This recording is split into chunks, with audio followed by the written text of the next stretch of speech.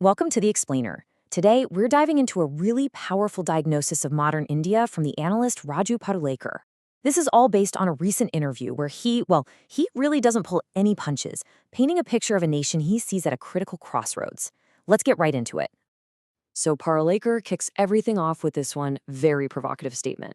The idea he's putting forward is that real leadership is about ruling over a smart, thriving country. But what he claims is happening is the exact opposite, a strategy to weaken the nation in order to hold on to power. This is the core idea, the lens through which he sees everything else we're about to discuss. All right, so how does he build this case? We're going to follow his logic here. He breaks it down into three main parts. First, what he calls the symptoms of a nation in decline. Second, what he believes is the root cause behind it all. And finally, his pretty startling prediction for where this is all heading. Okay, so the very first symptom Parulekar zooms in on is what he sees as a deep, fundamental paradox. And it's all about this idea of swadeshi, that big call for national self-reliance. And this slide just lays it out so clearly. On one side, you've got the slogan, "Be proudly local." But then, Parulekar argues, you look at the reality for the elite, and it's a completely different story. When it comes to the really important stuff, top-tier medical care, university education, even technology, he claims they're looking abroad. And he doesn't just leave it at that. He brings specific examples to back it up. He alleges that leaders and their families often go overseas for healthcare and education. He points to public figures who champion traditional Indian methods, but he claims have relied on modern, quote-unquote, foreign medicine for their own serious health problems.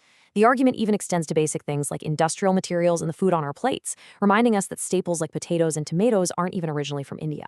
For him, it's just this massive disconnect between the talk and the walk.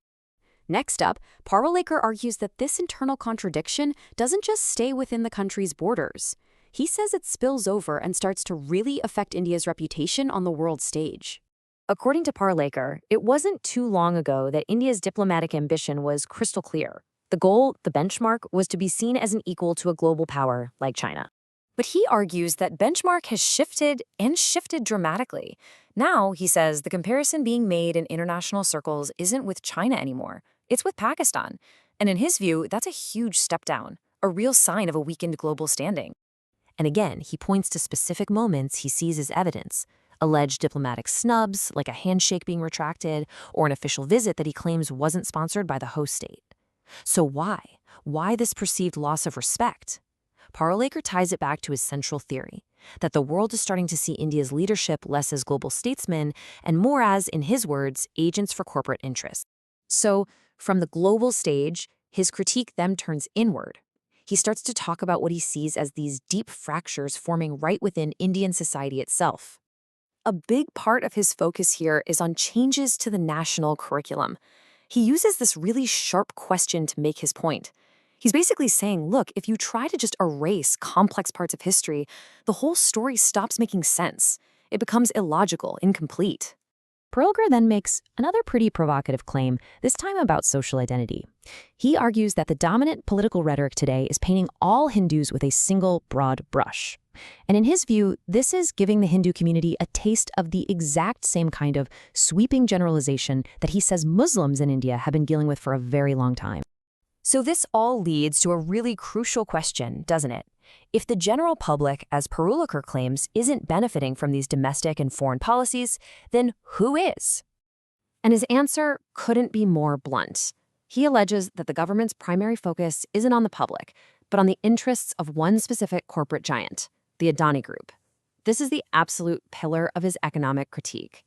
As his evidence, he points to what he describes as the handover of critical national infrastructure. We're talking major ports and airports to this one group. And he goes even further, alleging that public funds from trusted institutions like the state-run Life Insurance Corporation and the State Bank of India have been used to finance and prop up the same corporation's interests.